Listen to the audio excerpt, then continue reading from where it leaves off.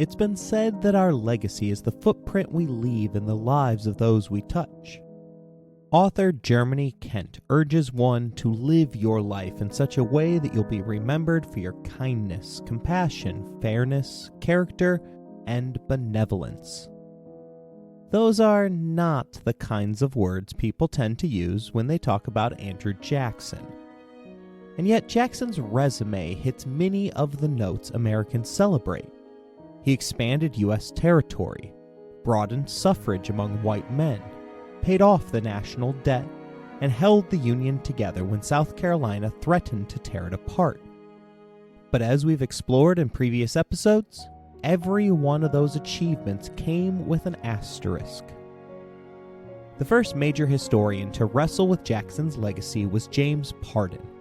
Writing in 1859, 15 years after Jackson's death, and just 2 years before Confederate guns opened fire on Fort Sumter, Parton cast Jackson as the representative man of what he called the combative, rebellious period of American history. Historian Daniel Walker Howe notes that Parton's phrasing hinted at a hope, maybe even an expectation, that America would eventually evolve past the age of Andrew Jackson. And yet, as Howe points out, Jackson's political admirers kept resurrecting his image long after his era had ended. That resurrection surged in 1945, when historian Arthur Schlesinger Jr. won a Pulitzer for The Age of Jackson.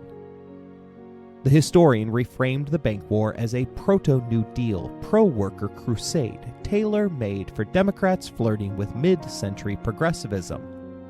But in order to cast Jackson as a champion of the left, Schlesinger simply ignored the parts of Jackson's record dealing with Native Americans and slavery. It was a flattering portrait, and an incomplete one. His work kicked off a flood of Jackson scholarship that restored some of the complexity to Old Hickory. Howe writes that in the American political tradition, Richard Hofstadter reminded readers that Jackson wasn't a simple frontier folk hero, but a self-made planter aristocrat with the habit of command. Jackson won the presidency as a military icon, not as an economic reformer. And Hofstadter stressed that his fight against the National Bank was the opposite of FDR's. Jackson wanted to break centralized financial control, not strengthen it. This wave of reassessment came too late to keep Jackson off of the $20 bill. His spot on America's most circulated note has always been ironic, if not downright mocking. As Stephen Mihm of Bloomberg puts it, Jackson's presence on the notes of the Federal Reserve has always been a slap in the face to the seventh president, who unequivocally hated the idea of a central bank that issued paper currency. And Jackson's place on U.S. currency hasn't exactly been static. The faces on our money have changed far more than most people realize. Washington has held the $1 bill since 1869, but the two originally featured Alexander Hamilton. Hamilton later migrated to the 10, replacing Andrew Jackson in 1929 when Jackson was pushed to the 20, displacing Grover Cleveland of all people.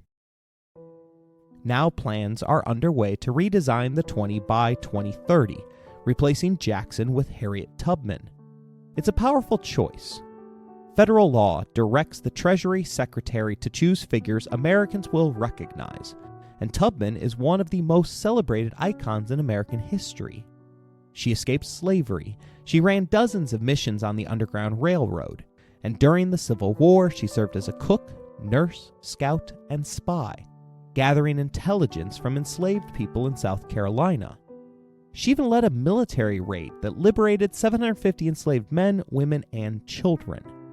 Afterwards, newspapers hailed her as the Black Moses. My favorite Tubman story? 10 days after that raid, Major General David Hunter, the commanding officer, was reportedly seen fetching a pitcher of water and waiting silently while Tubman drank from it, as if he were the servant. And the spot on the $20 bill is almost poetic. Tubman's 1869 biography recounts that she once marched into the office of a New York abolitionist and demanded $20, the exact cost she needed to rescue her elderly parents from slavery. She said she intended to hunger strike until she got it. The decision to place her portrait on the bill reveals just how dramatically Jackson's legacy has risen, fallen, and reshaped itself across generations. Whether you admire him or despise him often depends on which issue you're discussing and which era you lived through. But like most presidents, Jackson's legacy wasn't determined by his lifetime alone. It was shaped and sometimes distorted by those who came after him, by Chief Justice Roger Taney, and by the presidents that followed in Jackson's political tradition, Martin Van Buren, James Polk, and even Abraham Lincoln. And that's where our story turns next, to the world Andrew Jackson left behind, and the leaders who built and battled his legacy.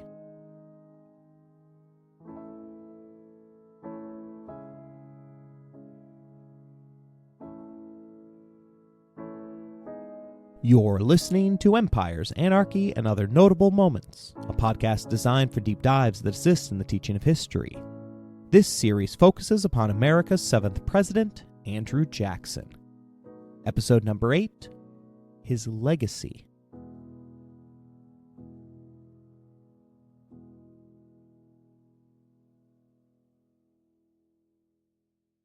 The off-Broadway production Bloody Andrew Jackson opened in 2010, and if nothing else, it proves that the Hamilton formula isn't easily replicated. The show uses emo rock to tell Jackson's story, and its tagline boldly promises that history just got all sexy pants. The opening number repeats the refrain, "Populism, yeah, yeah," while the song "I'm Not That Guy" teaches us that those wealthy New England Congress bleeps would rather tax us and play polo all day than defend the frontier.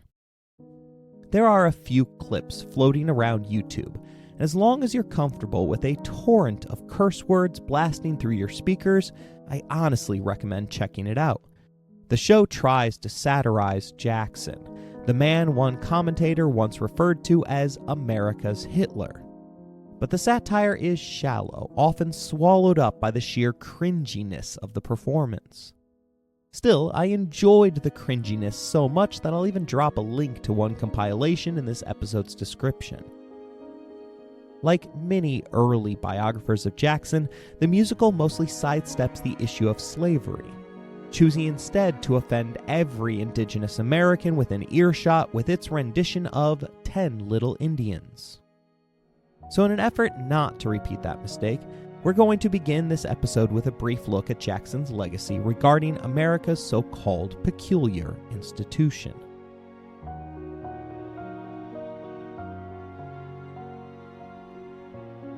We've already talked about Jackson's enslavement of African Americans at the Hermitage, the expansion of slavery within the White House, and how pro-Jackson biographers leaned on the testimony of Hannah to portray Old Hickory as a kind and benevolent master. On his deathbed, Jackson reportedly said he expected to see his enslaved people in heaven, a statement that allowed him to believe their bondage on earth was temporary, and therefore not a sin.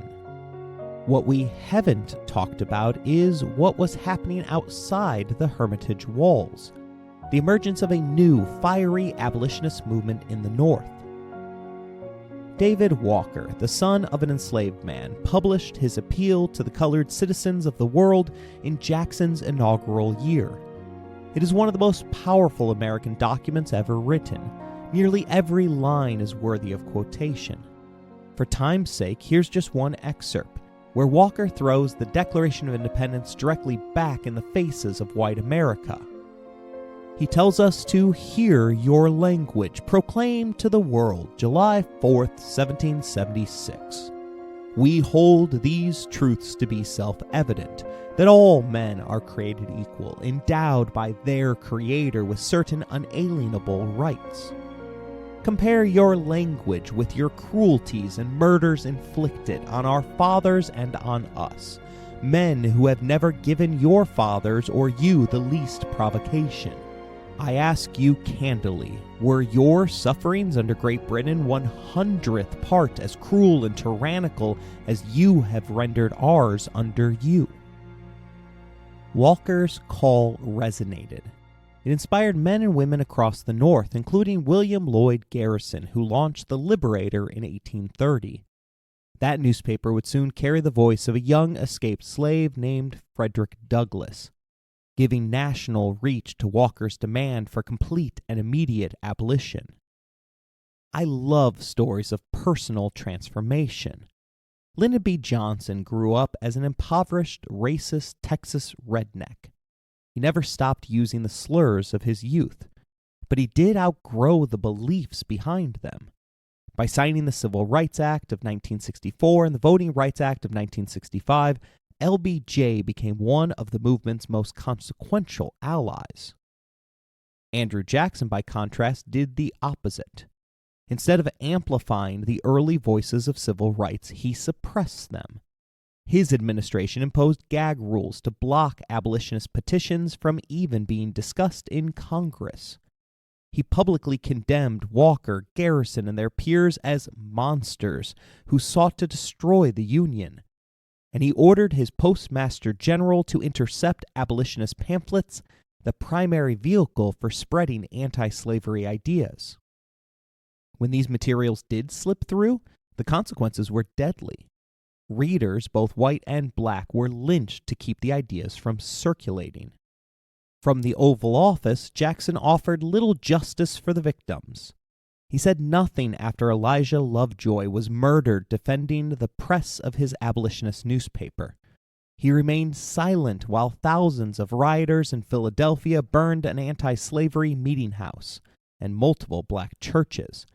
And he never commented on the nationwide rise of blackface minstrel shows, which exploded in popularity in 1828 behind grotesque racist caricatures. In a moment when the earliest sparks of abolition were catching fire, Jackson chose to stamp them out.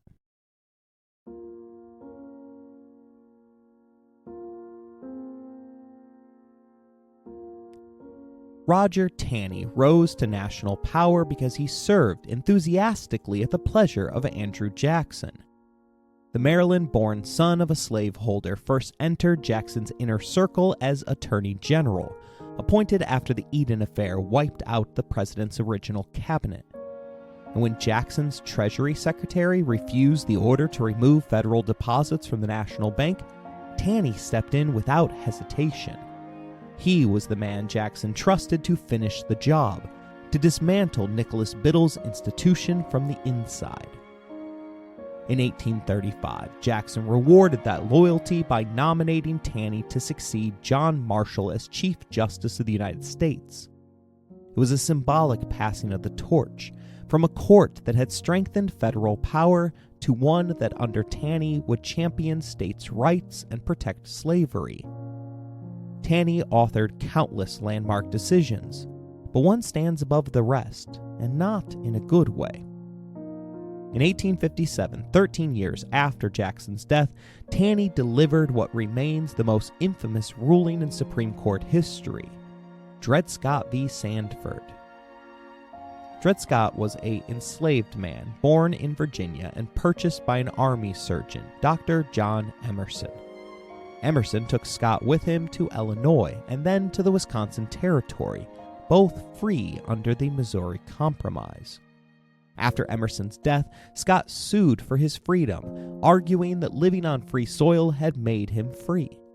His case wound upward through appeals until it reached Taney's court. Taney's majority opinion wasn't just sweeping, it was intentionally incendiary. First, he ruled that Dred Scott had no right to sue at all. Why? Because Taney declared Black Americans, enslaved or free, could never be citizens under the Constitution. He wrote that the founders regarded black people as beings of an inferior order, with no rights which the white man was bound to respect. But Taney didn't stop there. He struck at the heart of the Union by declaring the Missouri Compromise unconstitutional. Congress, he said, had no authority to restrict slavery in these territories. That meant slavery could legally spread anywhere, north, south, east, or west, regardless of what local populations wanted.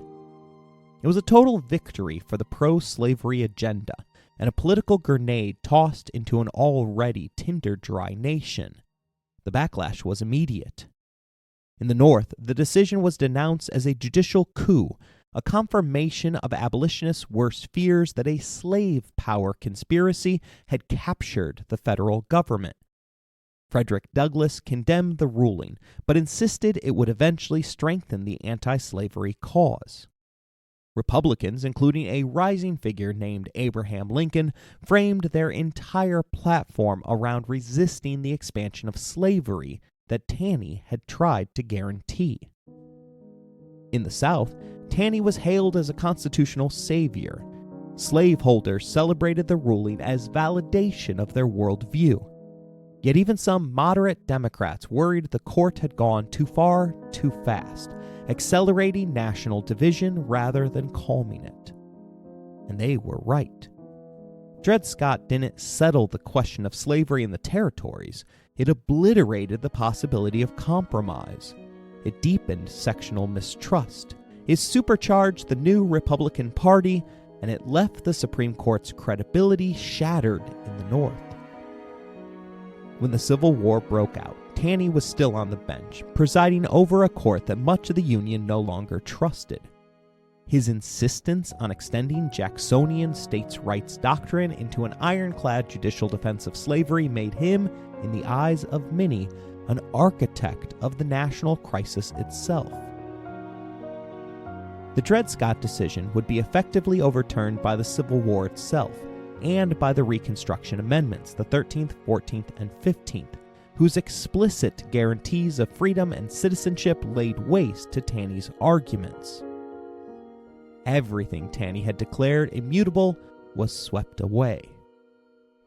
The Chief Justice died in 1864, celebrated in the South, reviled in the North. And his judicial legacy, more than any other action he took in service to Andrew Jackson, ensured that the Supreme Court's reputation would take decades to recover. In many ways, Dred Scott stands as the ultimate example of how Jackson's protégés carried forward their patron's vision of federal power, and in doing so, set the nation on a path towards a conflict from which it could not turn back.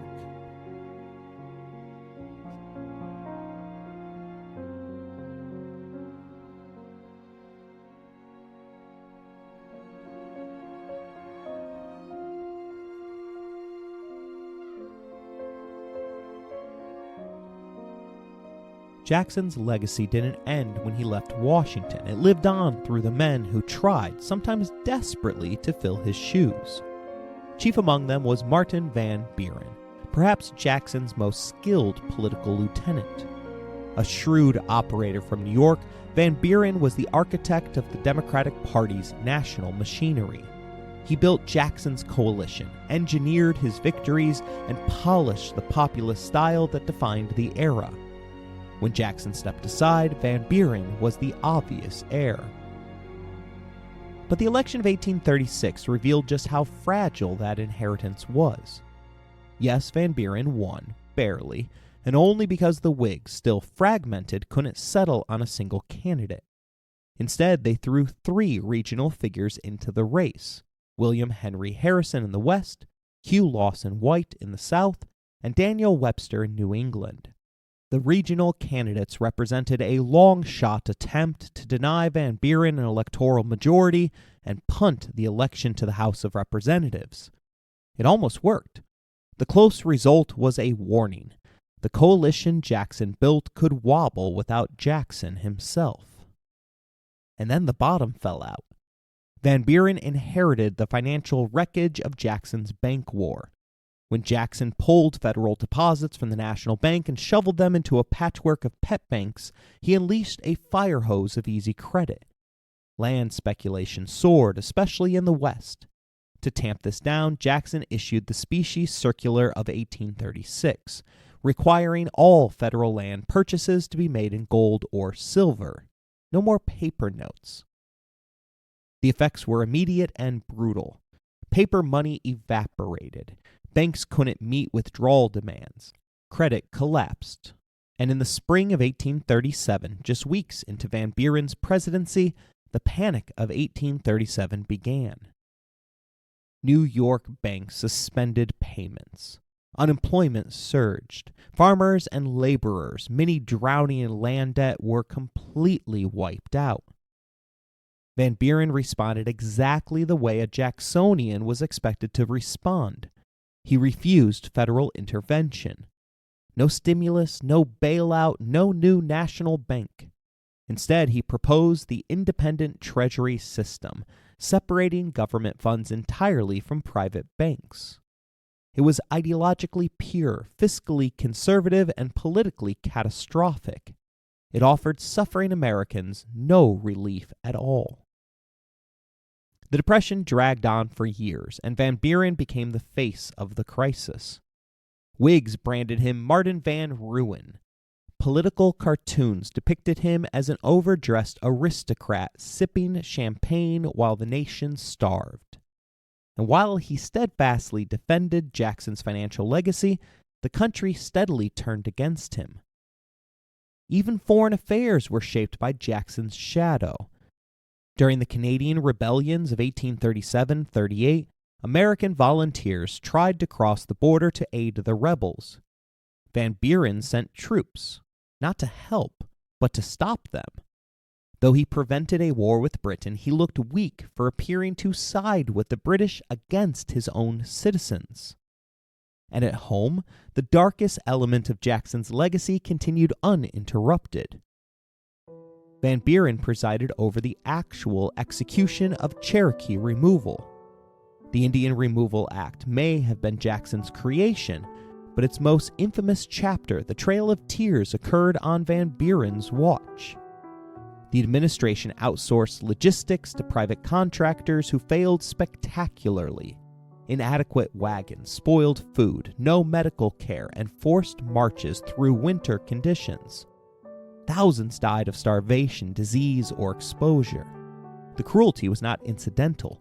It was the direct result of federal negligence and a political imperative to remove Native people as quickly as possible. By 1840, Van Buren was politically ruined. The Whigs seized the moment, nominating William Henry Harrison and rebranding him as a humble log cabin frontiersman, a deliberate appropriation of Jackson's own image. They ran the first truly modern mass marketing campaign. Slogans, rallies, songs, merchandise, the works. Van Buren never stood a chance. The voters delivered a landslide decision against him. His presidency, intended to consolidate Jacksonian democracy, ended up exposing its contradictions. The populist distrust of institutions that energized Jackson's supporters also destabilized the economy. The suspicion of federal power that promised individual liberty left Americans with no safety net when crisis struck. And the celebration of executive strength produced a system in which Van Buren was expected to wield Jackson's authority without Jackson's charisma. His downfall wasn't just his own. It was the inevitable end of carrying Jackson's philosophy to its logical conclusion.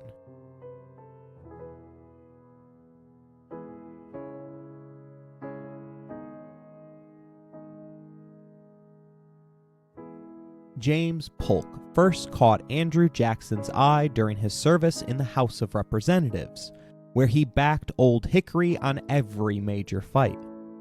His loyalty earned him the nickname Young Hickory, and Jackson, ever eager for a political heir, saw in Polk a man who could finish what he had started. 7 months before Jackson's death, Polk gave his mentor one last victory. He defeated Henry Clay in the Kentuckians' final bid for the presidency. At just 49, Polk became the youngest man to assume the office, riding into Washington as a dark horse candidate of manifest destiny. His campaign revolved around two flashpoints, Oregon and Texas. On Oregon, Polk talked tough, 54-40 or fight. But the reality was more diplomatic. A flood of more than 6,000 American settlers in the early 1840s overwhelmed the roughly 750 British citizens and pushed aside several indigenous nations.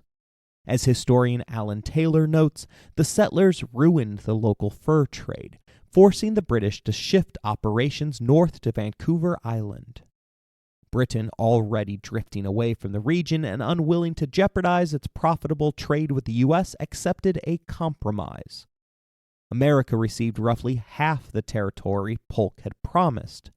Still, the haul was enormous, 450,000 square miles that would become Oregon, Washington, Idaho, and parts of Montana and Wyoming. But Polk's real legacy, and the most consequential extension of Jacksonian expansionism, was the U.S.-Mexico War.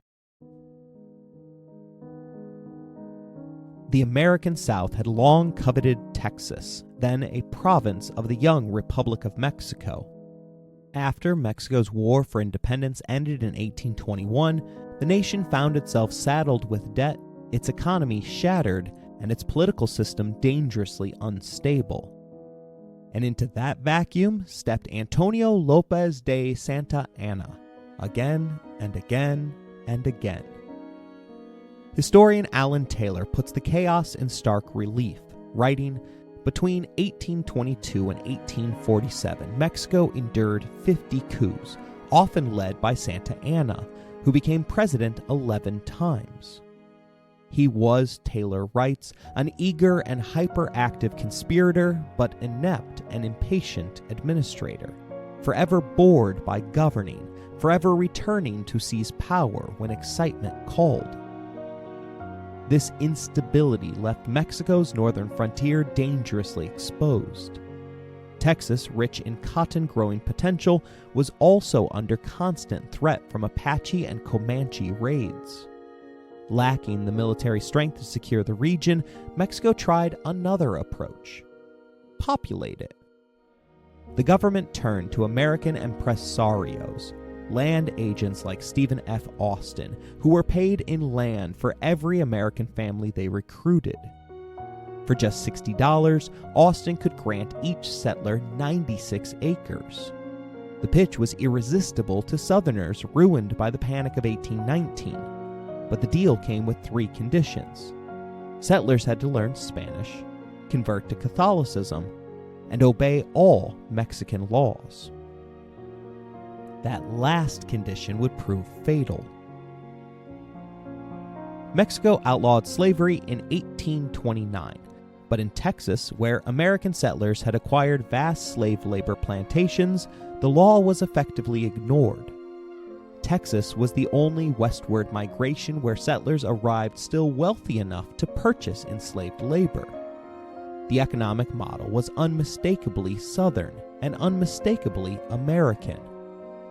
By the time Mexico attempted to enforce its anti-slavery decree, American immigrants outnumbered Tejanos 3-1. Texas had become an economic satellite of the United States, shipping cotton and cattle to New Orleans as if it were already part of the Union. When enslaved people in Texas heard rumors of emancipation, many fled south towards central Mexico. Panic swept through the American South. If Texas fell under Mexican anti-slavery enforcement, it might become a highway for mass escape. Mexico City responded by banning further American immigration in 1830. But with only 200 soldiers stationed in the region, enforcement was hopeless. Stephen F. Austin compared it to trying to stop the Mississippi with a dam of straw. In order to evade the ban outright, Texas tried a legal loophole, forcing enslaved people to sign documents renouncing their right and claim to personal liberty for and during the term of 99 years, effectively turning slavery into indentured servitude, in name only. It fooled no one. Texas was drifting steadily out of Mexico's orbit, and Polk, following Jackson's long-standing expansionist vision, saw his opportunity. Santa Anna staged another coup in 1834, and this time his power grab had an unintended consequence. He jailed Stephen F. Austin, who had traveled to Mexico City to negotiate an exemption to Mexico's anti-slavery laws. What Santa Anna failed to grasp was that by removing Austin from the board, he removed the one moderate voice capable of preventing a full-scale rebellion in Texas. Rumors spread that Santa Anna planned to incite slave revolts, and Texan resistance hardened. Sam Houston and other Southern transplants began recruiting a sizable militia. As Alan Taylor writes, they were convinced that white freedom depended on black slavery. In their minds, defending Texas meant defending the racial hierarchy they'd brought with them.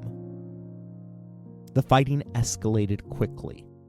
Mexican forces crushed the small Texan garrisons at places like the Alamo, all before Santa Anna stumbled into an ambush. Captured and surrounded by soldiers clamoring for an immediate lynching, Santa Anna agreed to grant independence to Texas. What followed was 7 years of frontier violence as Texas consolidated what Taylor calls the most pro-slavery regime in North America. Raids between Texans, Mexicans, and Comanches became a constant feature of life, and the new republic organized itself around protecting slavery and deporting or eliminating indigenous peoples. Then came the Panic of 1837. As the U.S. economy collapsed, waves of indebted Southerners streamed into Texas seeking a fresh start. The republic's second governor, a Georgian, imported his home state's brutal Indian policy wholesale, using the Texas Rangers to wage vicious campaigns against Cherokees, Comanches, and Mexicans. But Texas was crumbling from within. Taylor tells us, prolonged warfare with Mexicans and Comanches bankrupted Texas and discredited the republic's government. Taxes and import duties went uncollected. Paper money flooded the economy, fueling hyperinflation. And citizens mocked their Congress as the most imbecile body that ever sat in judgment on the fate of a nation. The Texas Republic couldn't deliver mail. It scrapped its navy. Its army dwindled to 600 men. The crisis was so severe that in 1838, 2 leading presidential candidates committed suicide in despair. And in 1844, the Republic defaulted on its massive debts. The obvious solution to its troubles was to join the United States. Immediate annexation would erase Texas's debt and bring U.S. military protection to the border. But Jackson and Van Buren, despite their enthusiasm for expansion, understood the political cost. Admitting Texas would destabilize the fragile balance between free and slave states. So Texas got creative. Sam Houston launched a public flirtation with Great Britain, knowing nothing would panic American politicians faster than the idea of European influence on the continent. Then came the rumor, utterly false yet explosively effective, that Britain hoped to turn Texas into a free black republic, a new Haiti that could serve as a refuge for runaway slaves. Even Andrew Jackson took the bait.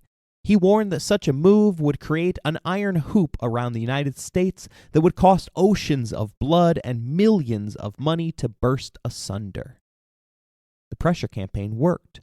On December 29, 1845, Texas was annexed into the Union. 6 months later, the United States and Mexico were at war.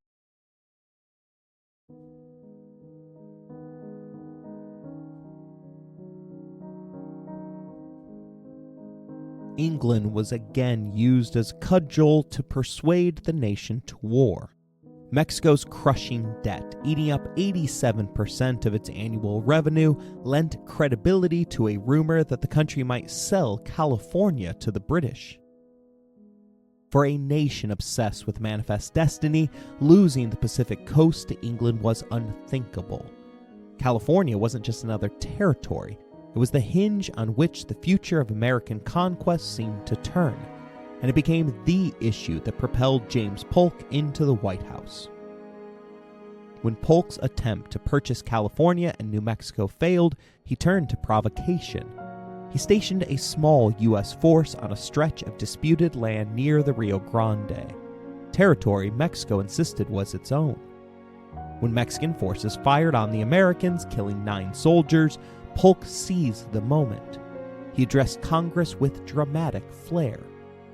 "We have tried every effort at reconciliation," the president said. "The cup of forbearance has been exhausted even before the recent information from the frontier. But now, Mexico has passed the boundary of the United States, has invaded our territory, and shed American blood upon American soil." One Whig representative wasn't buying it. A lanky Illinois lawyer named Abraham Lincoln introduced a set of resolutions demanding that Polk specify the exact spot of soil on which American blood had allegedly been shed. But the nation was swept up in war fever, eager for a fight against a country many believed too weak and disorganized to pose a real threat. Lincoln was blasted as the Benedict Arnold of our district, and his own party refused to renominate him. Even John C. Calhoun, no stranger to dramatic fights with the executive branch, split with the administration over Polk's manipulations. He warned that if Congress rewarded this behavior, it would enable all future presidents to bring about a state of things in which Congress shall be forced to declare war, however opposed to its conviction of justice or expediency. Mexico, for its part, understood the hopelessness of the situation.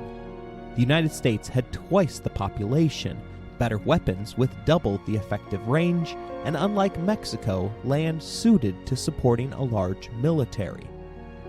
Leaders in Chihuahua put it bleakly: their region, desolated for 15 years by the savages, drowned in the blood of the men and in the lamentation of the widows and orphans, became an ideal theater in which to showcase the power of the United States. Little wonder that one contemporary journalist described the conflict as watching a giant whipping a cripple. American forces pushed deep into Mexico. Zachary Taylor, Ulysses S. Grant, and Robert E. Lee all cut their teeth in the campaign, while John Fremont spearheaded covert operations in California, the true prize Polk was after all along. The president expected a quick, splendid little war that would loosen Mexico's grip on California, but the war went too well. Victory elevated generals, not presidents, and Polk began to fear he was creating a new Andrew Jackson, a wildly popular battlefield hero ready to claim the White House. Worse for Polk, his star commanders were Whigs. Taylor writes that praise for General Zachary Taylor irritated Polk, who dreaded a Whig becoming a war hero. Determined to clip Taylor's wings, Polk stripped him of 4/5 of his army, including nearly all of his regulars, and reassigned them to a new offensive aimed at Veracruz. That force would be commanded by Winfield Scott, another Whig, but one Polk considered too flamboyant and too self-important to win over voters. But the president had another scheme brewing, one almost comically risky. In 1845, Santa Anna had been exiled to Cuba after yet another disastrous presidency. When news of his ouster reached Mexico City, a mob shattered his statues and even dragged through the streets a cenotaph meant to honor the leg he had lost in an earlier war, shouting, "Death to the cripple, long live Congress." Now Polk decided to resurrect him, literally and politically. The plan was simple: bring Santa Anna back, let him launch a coup, and then have him negotiate a peace favorable to the United States. In practice, Santa Anna did what Santa Anna always did. He double-crossed everyone. Instead of signing a treaty, he took command of a 20,000-man army and marched it straight at Zachary Taylor's meager force of 5,000.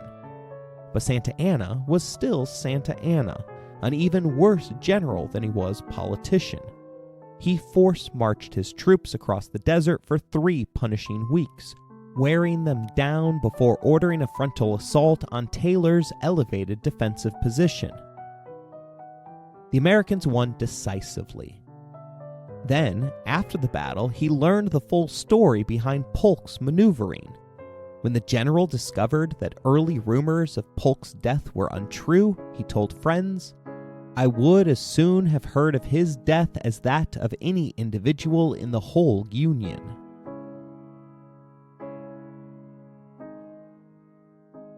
General Taylor had more than harsh words for the enemy. He saved some of his fiercest condemnation for his own men. Frustrated by the indiscipline and opportunism among his volunteer regiments, he exploded. "You are all a goddamn set of thieves and cowards. You never came here to fight, but to rob and plunder, and will run at the first sight of the enemy." General Scott agreed. Reporting to Congress, he announced that the volunteers have committed atrocities, horrors in Mexico, sufficient to make heaven weep. The deeper the army pushed into Mexico, the more disillusioned many soldiers became. Alan Taylor notes that a young lieutenant named Ulysses S. Grant wrote home, "I do not think there was ever a more wicked war than that waged by the United States against Mexico." But President Polk, the dutiful heir to Andrew Jackson's aggressive nationalism, was not troubled. He protected close allies like Archibald Yell, who oversaw some of the worst volunteer abuses. Polk believed, correctly, that most Americans wouldn't lose sleep over how the war was won as long as it ended with vast new territories ready for white settlement. Jackson's political instincts had taught him that land solved everything. Meanwhile, General Scott smashed the port of Veracruz and then marched on Mexico City. But his lightning advance stretched his supply lines thin. Mexican guerrilla fighters exploited the gaps, attacking American convoys and leaving the countryside in chaos. Scott needed peace before his army unraveled. Enter Nicholas Trist, the diplomat Polk had dispatched to negotiate a treaty. Trist was familiar to the Jackson-Polk machine. He'd once served as U.S. consul in Havana under Old Hickory, but Polk never fully trusted him. When Trist didn't toe the administration line, the president ordered him to come home immediately. But Scott intervened. He convinced Trist that abandoning the negotiations would plunge the country back into a bloodier, more aimless war. So Trist defied a presidential order, a breathtaking act of insubordination, staying to finish the job. The result was the Treaty of Guadalupe Hidalgo.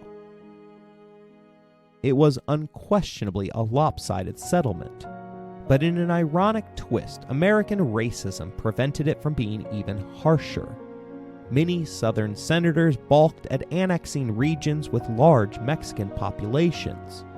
They preferred expanding territory, not adding non-white residents that would complicate the delicate political balance over slavery. In the end, the Senate ratified a version of the treaty that maximized land while minimizing the number of brown inhabitants absorbed into the Union. For just $20 million, Trist secured everything Polk had originally wanted, and more. But when Trist returned home, Polk greeted him not with congratulations, but with fury.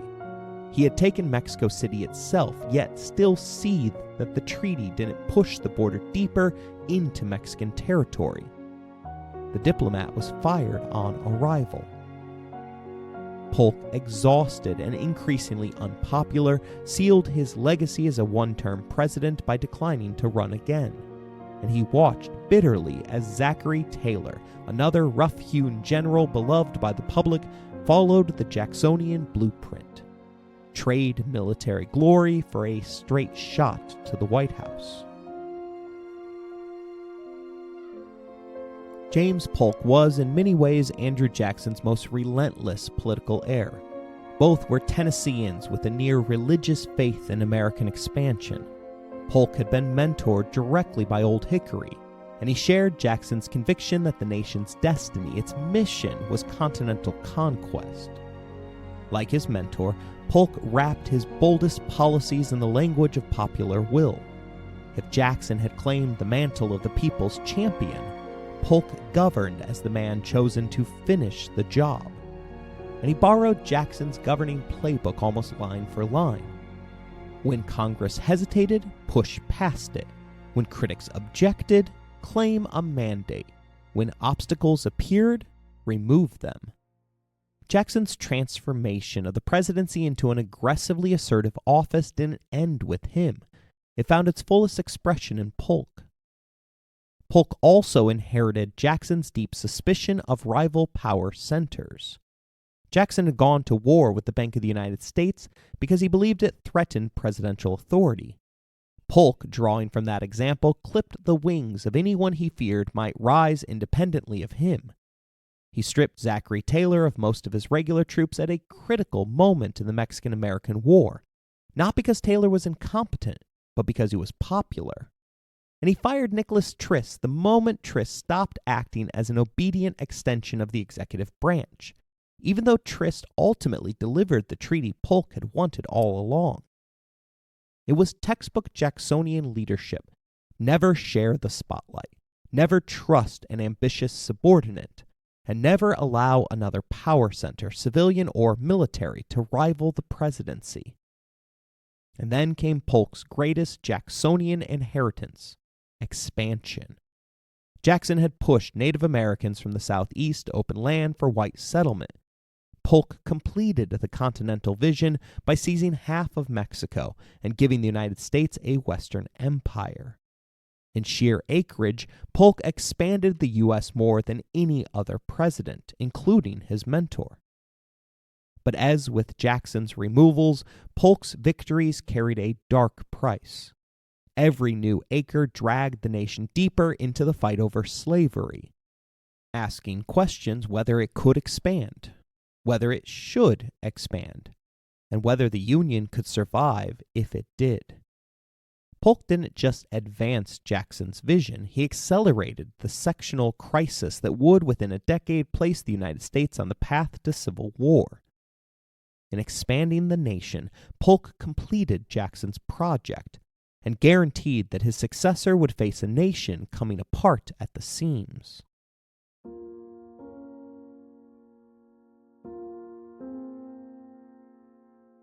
The last protege of Andrew Jackson is an unlikely one, maybe even a dishonest one, if you enjoy historical irony. It takes a certain twist of the knife to remember that Abraham Lincoln, Honest Abe himself, first entered national politics by openly questioning the truthfulness of James Polk's claims about a war that Jacksonian policies had practically guaranteed. But Lincoln's ties to Jackson go back even further. His very first federal job came from Jackson's own hand. On May 7, 1833, President Andrew Jackson appointed a 24-year-old Abraham Lincoln as the postmaster of New Salem. And here's the kicker. Lincoln had supported Henry Clay, the fiercest anti-Jacksonian in the country during the 1832 election. Yet Jackson still gave him the job. Even as a baby Whig, Lincoln was pulled into the machinery of Jacksonian America. The irony writes itself. By the late 1840s, Lincoln arrived in Congress just as the Mexican-American War was exploding. As a freshman Whig, he did something extraordinary, something that nearly ended his political career on the spot. He introduced the spot resolutions, demanding that President Polk identify the exact spot where American blood had been shed on American soil. It was a direct challenge to Polk's justification for war, and it was political suicide. His own party back home branded him unpatriotic. He was denied renomination. Spotty Lincoln limped back to Illinois a wounded one-term congressman.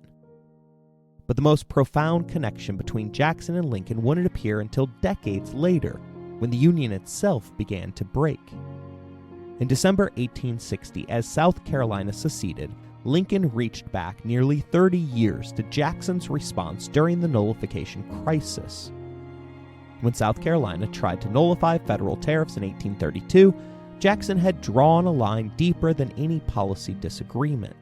In his proclamation to the people of South Carolina, Jackson declared that disunion by armed force was treason, and he pledged to enforce federal law with the military if necessary. It was one of the most forceful assertions of executive power in the young republic's history. Lincoln studied the moment carefully. And when he faced secession, not from one defiant state, but from an entire breakaway Confederacy, Lincoln adopted Jackson's logic almost word for word. The Union, he argued, was perpetual. No state could leave it by mere declaration.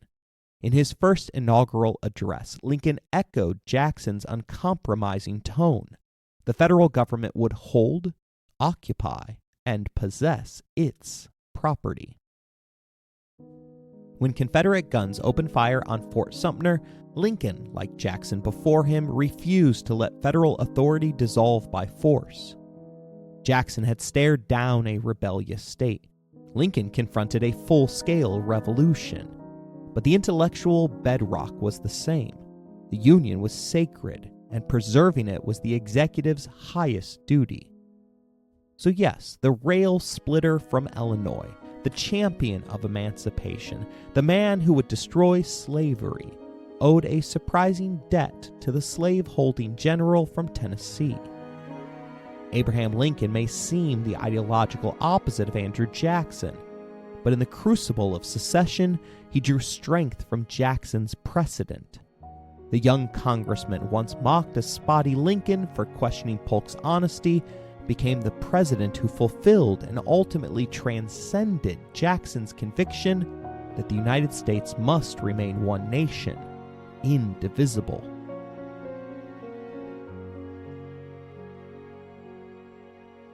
Clearly, it's a complicated legacy that Andrew Jackson left behind, but it's a legacy he almost certainly would have owned without apology.